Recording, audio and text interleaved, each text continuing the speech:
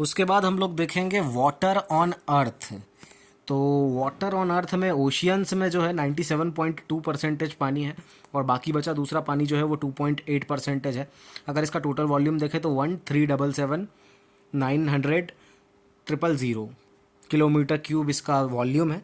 और फिर उसके बाद कुछ पानी जो है वो ग्लेशियर्स के फॉर्म में, कुछ पानी ओशियंस के फॉर्म में है। 22% जो है वो ग्राउंड वाटर है और 1% जो है वो सॉइल मॉइस्चर और लेक और रिवर वाटर के फॉर्म में है। और इसका टोटल वॉल्यूम है 37,922,000 किलोमीटर क्यूब। तो अब सबसे पहले हम हाइड्रोलॉजिकल साइकिल देख लेते हैं कि हाइड्रोलॉजिकल साइकिल क्या होती है। बेसिकली इसको समझ लेते हैं एक बार। तो इसको समझने के लिए आप ये कहीं से भी स्टार्ट कर सकते हैं। जैसे सबसे शुरू में आप देख सकते हैं यहाँ पे कि क्लाउड है, क्लाउड होता है, क्लाउड से बादल होते हैं, बादल से प्रेसिपिटेशन होता है, मतलब कि जो बारिश होती है उसको प्रेसिपिटेशन बोलते हैं। फिर वहाँ पे अगर टेम्परेचर ज़्यादा होता है तो वहाँ पे स्नो जम जाती है। और कुछ पानी जो रहता है टेम्परेचर कम रहता है तो स्नो जम जाती है, टेम्परेचर ज़्यादा होता है तो सरफेस रन ऑफ होने लगता है, मतलब पानी ज़मीन पर बहने लगता है। तो और फिर वो जो बहता हुआ पानी वो वाटर टेबल तक, जो ग्राउंड में वाटर टेबल होती है वहाँ पे चला जाता है। और फिर वो पानी बहते बहते वो नदी बनाता है, पॉन्ड बनाता है और वहाँ से वो इवापोरेट होता है। और पानी ये जो आप ट्री देख रहे हैं यहाँ पे, ये ट्रीज़ जो हैं, ये ट्री इनसे जो पानी इवापोरेट होता है उसको हम बोलते हैं ट्रांसपीरेशन बोल देते हैं इसको। तो water evaporated from trees is called transpiration. उसके बाद जो डायरेक्ट इवापोरेशन होता है वो तो आपको पता ही है। उसके बाद फिर वो इवापोरेशन होता है और फिर बादल बन जाते हैं by the process of condensation. तो ये कंडेंसेशन की जो प्रोसेस है ये बादल बनने की प्रोसेस होती है एक तरीके से। उसके बाद रिवर से भी कुछ पानी जो चला जाता है वो ग्राउंड वाटर मूवमेंट में आ जाता है। और उसी तरह से सन के कारण जो रहता है ये हमारा और यही कंडेंसेशन जो है वो होता जाता है। और उसके बाद वो हमारे जो क्लाउड्स हैं वो मतलब बारिश के रूप में आते हैं, अलग अलग तरीके के रेनफॉल के रूप में। और फिर इवापोरेशन होता है, प्रेसिपिटेशन होता है और ये सेम फिनोमेना लगातार चलता रहता है। इसी को हम हाइड्रोलॉजिकल साइकिल बोलते हैं या वाटर साइकिल बोलते हैं। तो इन्वायरमेंटल लैप्स रेट क्या होता है ये देख लेते हैं सबसे पहले। Environmental lapse rate average decrease in temperature with altitude. मतलब हम जैसे जैसे एल्टीट्यूड मतलब हाइट पे जाते जाते हैं तो हमारा जो टेम्परेचर है वो कम होते जाता है। तो वो जिस रेट से कम होता है उस डिक्रीजिंग रेट को हम बोलते हैं, मतलब जो डिक्रीज होने का उसका रेट होता है उसको बोलते हैं एवरेज, मतलब इन्वायरमेंटल लैप्स रेट ELR। और एवरेज जो ELR वैल्यू होती है वो होती है 6.5 डिग्री सेल्सियस पर किलोमीटर। मतलब हर किलोमीटर ऊपर जाने पे 6.5 डिग्री सेल्सियस मतलब 6.5 डिग्री टेम्परेचर जो है वो कम हो जाता है। The hydrologic cycle follows various path through which the water in nature circulates and is transformed from one state to another. तो हाइड्रोलॉजिक जो साइकिल होती है इसमें बहुत सारे पाथ होते हैं और इसमें जो रहता है पानी ट्रेवल करता रहता है, सर्कुलेट करता रहता है और एक फॉर्म से दूसरे फॉर्म में कभी स्नो बन जाता है, कभी लिक्विड बन जाता है ना। तो एक फॉर्म से दूसरे फॉर्म में जब इवापोरेशन होता है तो गैस बन के फॉर्म में भी जाता है। तो ये जो है एक फॉर्म से दूसरे फॉर्म में, एक स्टेट से दूसरी स्टेट में ट्रांसफॉर्म होते रहता है। The cycle has no beginning and no end. इस साइकिल का कोई अंत नहीं है और कोई इसकी शुरुआत नहीं है। It involves the following process. इसमें क्या क्या प्रोसेस होती हैं उसको अब हम एक्सप्लेन करते हैं। तो हाइड्रोलॉजिकल साइकिल में हम सबसे पहले देखेंगे इवापोरेशन क्या होता है। तो इवापोरेशन क्या होता है? It is a process of transferring moisture from the surface of the earth into the atmosphere. जो हमारा मॉइस्चर रहता है इस प्रोसेस इवापोरेशन में अर्थ की सरफेस से एटमॉस्फियर में चला जाता है, ट्रांसफर हो जाता है। Such a transfer is requires a source of heat which may be available through sun. और इसको ट्रांसफ़र होना है अगर अर्थ की सरफेस से एटमॉस्फियर में, अगर पानी को जाना है, मॉइस्चर को जाना है तो उसको हीट की ज़रूरत पड़ेगी। और हीट कहाँ से मिलेगी? उसको सूरज से मिलेगी। और heat trapped in the ground और एटमॉस्फियर, या ग्लोबल वार्मिंग के कारण जो हीट ट्रैप हो जाती है हमारे एटमॉस्फियर में, उसके कारण भी हमारा इवापोरेशन हो सकता है। The oceans and seas contribute more than 90% of the total evaporation. जो टोटल धरती से इवापोरेशन होता है उसमें से 90% जो इवापोरेशन होता है वो हमारे जो समुद्र हैं और ओशियंस जो है, महासागर हैं, वहाँ से होता है। There are many factors influencing evaporation. तो इवापोरेशन को क्या क्या फैक्टर्स जो हैं वो मतलब असर करते हैं इवापोरेशन पे, वो देख लेते हैं।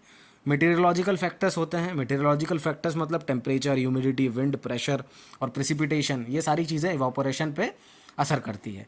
उसके बाद फिजियोग्राफिक फैक्टर्स भी कुछ हो सकते हैं जो कि इन्वायरमेंट पे, जो कि इवोपोरेशन पे असर करेंगे। क्वालिटी ऑफ वाटर कैसी है, डेप्थ ऑफ वाटर बॉडी कैसी है, और एक्सटेंट ऑफ वाटर सरफेस के कितना है। तो ये सारी चीज़ों पे हमारा इवोपोरेशन डिपेंड करता है। अब इसमें कुछ इंपॉर्टेंट पॉइंट है कि इवोपोरेशन पर का किस चीज़ पर कैसा असर पड़ता है, तो वो देख लेते हैं। टेम्परेचर अगर बढ़ता है तो इवोपोरेशन बढ़ेगा, जाहिर सी बात है। ह्यूमिडिटी अगर बढ़ेगी तो इवोपोरेशन कम होगा। विंड अगर बढ़ती है तो इवोपोरेशन बढ़ेगा, लेकिन प्रेशर अगर बढ़ेगा तो इवोपोरेशन कम होगा।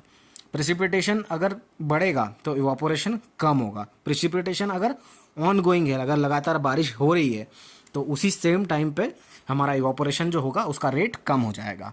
क्वालिटी ऑफ वाटर अगर बढ़ेगी, मतलब इम्प्योरिटीज़ बढ़ेगी, तो इवोपोरेशन कम हो जाएगा। उसके बाद डेप्थ ऑफ वाटर बॉडी अगर ज़्यादा है तो इवोपोरेशन भी ज़्यादा होगा, और एक्सटेंट ऑफ वाटर सरफेस अगर ज़्यादा है तो भी इवोपोरेशन ज़्यादा होगा। मतलब वाटर की सरफेस का जो एक्सटेंशन है वो अगर ज़्यादा है तो इवोपोरेशन भी जाहिर सी बात है उस एरिया से ज़्यादा होगा। अब इवापो ट्रांसपीरेशन क्या होता है, दूसरी जो थ्योरी हम देखते हैं वो इवापो ट्रांसपीरेशन क्या होता है। तो transpiration is the evaporation from the leaves of vegetation. Transpiration क्या होता है, जो कि वेजिटेबल हो गए, जैसे ट्री हो गया, फसल हो गई, सारी चीज़ें, प्लांट्स और ट्री सभी, तो वहाँ से जो इवापोरेशन होता है उसको हम बोलते हैं ट्रांसपीरेशन, उसकी पत्तियों से जो होता है। और इवापोरेशन प्लस ट्रांसपीरेशन मिलके बनता है इवापो ट्रांसपीरेशन। अब कंडेंसेशन क्या होता है, after reaching high into the atmosphere the water in vapour states start transforming into liquid. जब ऊपर चला जाता है पानी इवापोरेट होके एटमॉस्फेयर में, तो वाटर जो रहता है वो लिक्विड फॉर्म में, जो वाटर वेपर्स जो रहते हैं वो जो इवापोरेट होके ऊपर गए हुए होते हैं, वो लिक्विड फॉर्म में ट्रांसफॉर्म होने लगते हैं। The transitional process from vapour to liquid और solid state is called condensation. और इसी प्रोसेस को, ये जो ट्रांजिशन हुआ उस प्रोसेस को हम बोलते हैं कंडेंसेशन। उसके बाद प्रेसिपिटेशन क्या होता है, as air is lifted it is exposed to decreasing atmosphere. क्योंकि जब हवा जब ऊपर उठती है तो उसमें उसका टेम्परेचर जो है ऊपर जाते हैं तो हवा का हमारा टेम्परेचर डिक्रीज होते जाता है। और जो प्रेशर जो रहता है, हमारा जो एटमॉस्फियरिक प्रेशर जो रहता है वो डिक्रीज होते जाता है।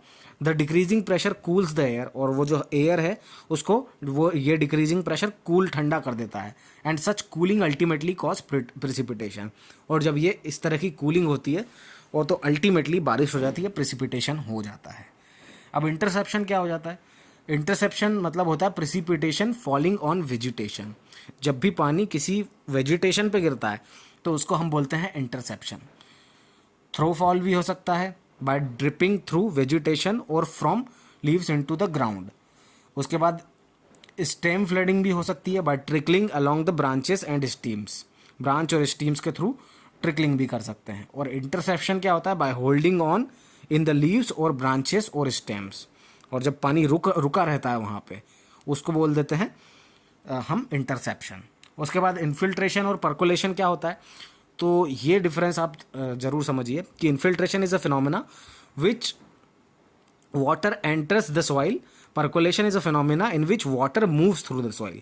तो इन्फिल्ट्रेशन वो फिनोमेना है जब पानी अंदर मिट्टी के घुसता है, उस फिनोमेना को बोलते हैं इन्फिल्ट्रेशन।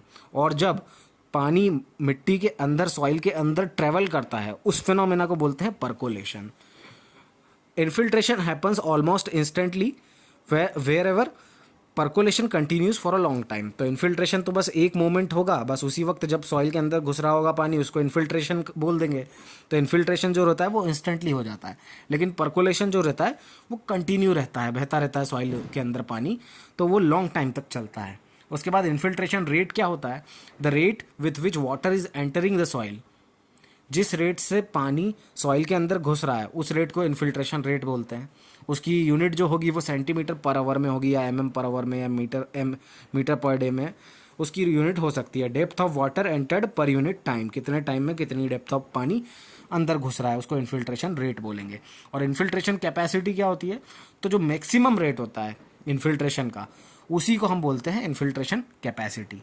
अब रन ऑफ क्या होता है, run off it is the concentrated part of the precipitation that flows from the higher to lower elevations on और बिलो द ग्राउंड सरफेस। तो रन ऑफ क्या होता है, हायर से लोअर एलिवेशन की तरफ जब प्रेसिपिटेशन जाता है, प्रेसिपिटेशन का कुछ पार्ट जाता है, उसको हम रन ऑफ बोलते हैं। Run of can be surface run of और सब सरफेस रन ऑफ। तो सरफेस रन ऑफ भी हो सकता है और सब सरफेस रन ऑफ भी हो सकता है। अब retention storage and detention storage, ये दो चीज़ होती है। तो रिटेंशन स्टोरेज और डिटेंशन स्टोरेज क्या होता है? Retention storage is a part of water in surface storage which evaporates in due to course of time. तो ये एक सरफेस स्टोरेज का मतलब उस में जो पानी होता है उसका एक पार्ट होता है जो कि समय के साथ साथ इवोपरेट हो जाता है। लेकिन जो डिटेंशन स्टोरेज होता है, it is the part of a storage which is trapped into the ground, ये पानी के ग्राउंड के अंदर ही रहता है।